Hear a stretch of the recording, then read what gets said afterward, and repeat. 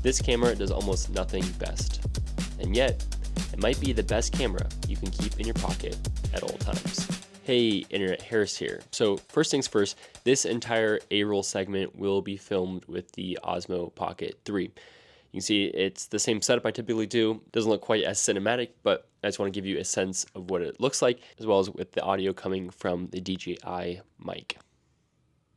Okay, so I was going out to film my sister's wedding in England, and I really didn't want to bring a gimbal with me. I was okay with bringing a DSLR and a lens or two, but for the moving shots, I just A, didn't have a gimbal, and B, didn't want to take one over there, assemble it, carry it around, pack it down, and take it back.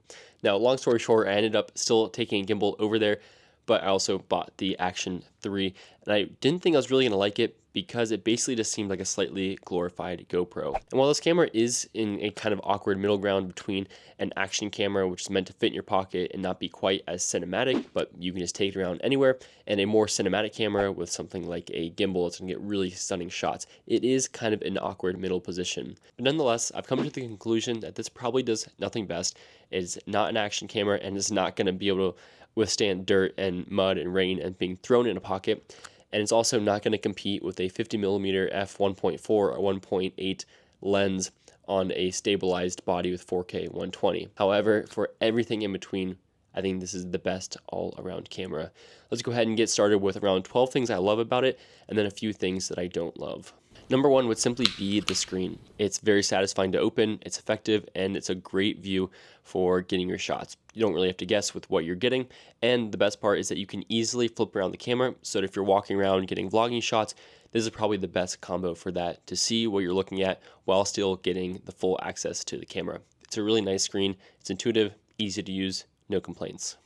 Secondly, having 4K 60 on just all the time is amazing. That way you can get your standard frame rates if you want, but if you need to slow anything down after, you can, and it's all stabilized with the gimbal. 3, there are 3 really great time-lapse options, which for someone like me who loves time lapses, this is a great feature. So the 3 options, one is hyperlapse, which has been around for a while in other types of software and hardware, and basically just makes a really steady, fast-paced shot, which is great for going through crowds and cities, stuff like that. Time-lapse is very traditional, and it'll give you a few preset modes, sunset, clouds, and people. And then motion lapse is awesome because it moves the gimbal really smoothly and can create incredibly dynamic shots. 4, low light is much better than a standard pocket camera or action camera because of the stabilization and as well as the software. With something like a GoPro, low light shots are just not going to look good. Even with such good stabilization in brighter environments, it just doesn't translate to darker environments. So this is much better, and there's a low light mode if you really need to take it the extra step, but you lose out on some of the frame rate options. 5, the accessory bundle is awesome. When I was going around Europe, I just had this with me at all times. Had a little lanyard to put it on my belt, went with me everywhere. Yes, probably not the most stylish bag you can have in Europe, but it had every accessory I needed. I was also able to throw in my train pass, my phone tripod, as well as a couple other accessories and my MagSafe charger inside this bag. It had everything I needed, so I really recommend getting the Creator Combo, and it comes with this mic, which just works fantastically. Okay, and number 6, the mic works fantastically. You couldn't find a simpler mic for quick pairing, and it works really well when you're far away from your subject, and it sounds really good, and it comes with the windscreen if you want, which I don't really need right now, but it's awesome. It also supports 32-bit float recording, so if I press this little red button right here, it would start recording 32-bit, so if this lost connection, I could always post it in sync, as well as if there's any peaks, I could bring this back down and correct it. So just a really excellent mic all around. If I wanted to, I could also connect it to my shirt with the clip, or I could put the little magnet right here. Honestly, I just don't think it looks great on a shirt. I'd rather just hold it and go for that aesthetic when recording. Number 7, it's truly pocketable. It really is.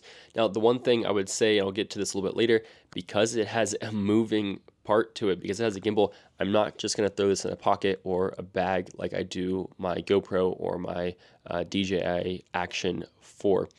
I always walked around with a little bit of a case on it just to be safe, or I put it in the bag. But nonetheless, it is still truly pocketable.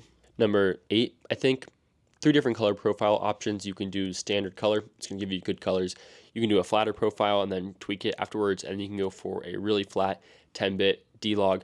I personally am not great with color correction, so while I did do this for a lot of my shots in Europe, I wish I had just shot the kind of standard flat and not the super flat D-Log 10-bit, because that's just a little bit harder to correct. But if you want to play it safe and just shoot super flat, and then when you get back, color grade it, you can do that. Or if you really just want the best run and gun operation, you can just shoot standard color, and it's going to look really good. And most people, especially on social media, would never know the difference. Okay, number 9, I think focus is really reliable. So there's stuff like the product shot. So if I put this up to the camera,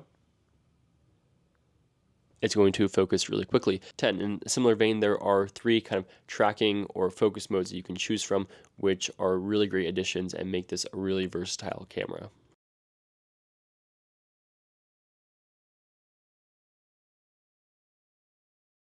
"13, because this does have a kind of a real lens, as 20mm f2.8 aperture, you're going to get real depth of field. As you can see in this shot, it's not crazy. So normally I would shoot with a 50mm f1.8 in this environment, and it'd be a much different shot. It's going to be in that. But this is still pretty good. Still some blurred out depth of field, and I get closer, you can see that that becomes more dramatic. So you're going to get a much more cinematic shot than a standard action cam because of that f2.8 lens. 13 or so, battery life is excellent. I'd go through full days in my Italy shoot, didn't have to worry about battery at all. Of course, there is the battery extension with the accessory pack or the creator pack, so if I ever needed more battery, I could just throw this on, no problem. Battery life was just really, really solid. And lastly, its small form factor makes it much less intimidating if you want to just get good shots while you're walking around, especially in more intimate environments. If you're at a table or somewhere where you're in a smaller space, you're not going to want to pull out a big camera, which is going to kind of intimidate people. So this is a nice compact camera. It's not very scary, not very intimidating, and it's still great for getting really good movement shots. And lastly, this is the type of camera that if you needed someone to get good shots for you, they probably could. One of my biggest struggles in life is trying to get people to get some good shots for me. They almost always mess up focus or lighting, which, it's fair. Like, it takes a while to learn how to do that, especially with a new camera. This you could hand to someone, and with all those settings on auto, they're going to do probably a great job. And especially if you put on one of the tracking modes for subject tracking, you should be fine. And lastly, I just have to talk about the gimbal stabilization, which is both really good, but also not magical. It's going to give you really good shots, and the wider the angle, the better chance you have of getting a smooth shot. Like in a church, it's going to get you really good shots. But if you're just walking around, run and gun, you're going to be able to tell that you're walking. There's no magic here, and this is kind of a pitfall of most stabilizers, is that when you're walking, there's still bouncing happening. So it's not going to correct that, but nonetheless, it's not going to be shaky, and it's not going to give you headaches just from the fact of the movement and the jitter. Okay, now in terms of things I don't like, and the number one drawback of this camera and what prevents it from being a much more impressive camera is simply its fixed focal length.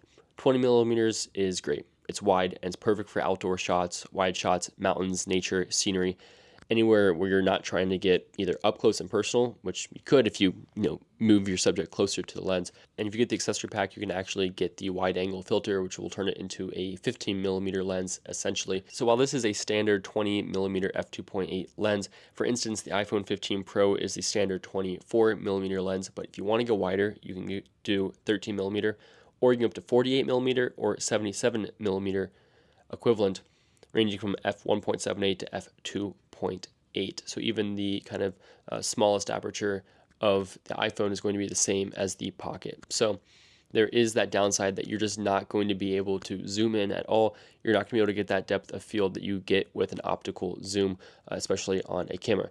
So for instance, for my sister's wedding, I could get some really stunning shots with a 50mm lens on a gimbal. It just looks great, and you just can't replicate that with this camera because it does not have that ability to create the shallow depth of field because you just can't zoom in that much. You can't zoom in that much, and you can't bring the aperture under f2.8. So you're still getting really good shots, really smooth, clean shots with a little bit of depth of field, but for the most part, you're not going to get those jaw-dropping shots that you can get with a gimbal and a DSLR. Just something to note. Secondly, I wish it came with a better case for pocketability. The case they give you is a bit big and not super quick to put your Pocket 3 in and out of, so I ended up not really using it. Instead, I opted for this little case from Amazon that snaps on. It's not perfect, but for me, it seemed good to just protect the gimbal and keep it really compact when putting it in and out of my pocket. So I pretty much always would put this little case on it. Did seem to kind of scratch up the body, but I think it was always just kind of just dust I could basically just wipe off. So something to note. I also got this nice car mount, which I've been using, which seems to work really well. Next, as someone who is just a sucker for time lapses, I wish it had the schedule record feature that GoPros have, where I can set the camera out overnight and let it turn on at a certain time and start recording a time lapse. This might not be great for that because it doesn't have water resistance, or I wouldn't trust it in the water if it was going to rain overnight. So maybe it's better that it doesn't have that feature, but I at least wish that DJI would add that to maybe their Pocket 4. And then lastly, as I've alluded to several times, this just is not an action camera. I would not want to drop this. I would not want to get it in the rain. I would not want to get it in the mud. It has moving parts, and it has a gimbal on it, which is not super big, probably susceptible to dropping. So that's something that is a bit of a limitation. So all in all, I think this is probably the best run and gun system you can get. It's pocketable, it easily connects with the mic, and you're getting steady shots and good low light support and good battery life and time-lapse options and stability and good accessories if you get the accessory pack. It is pretty much everything. You're just not going to get super dramatic shots like you're going to get with a proper DSLR with a lens with greater zoom and maybe even a larger aperture. You're just not going to get those shots. And that's kind of the bummer. I just wish this maybe had some optical zoom. I don't know if that's possible or not in future generations. Maybe it's not, but I think that would be really sweet if it had like a 3x optical zoom on it, or even just a 2x. That would be really cool. But for what it does, it's an awesome camera, and I think I would recommend it. I think if you're going to film something like a wedding, you probably couldn't get away with just using this and only having wide shots. You're going to want some type of zoom lens. And if you're looking for something super rugged for outdoor activities in the rain and stuff like that, this is also not the solution for you. But for everything in between, this might be the best camera you can keep with you at all times in your pocket. Anyway, thanks so much for watching. I'll leave links down in the description if you want to check it out. See you in the next one.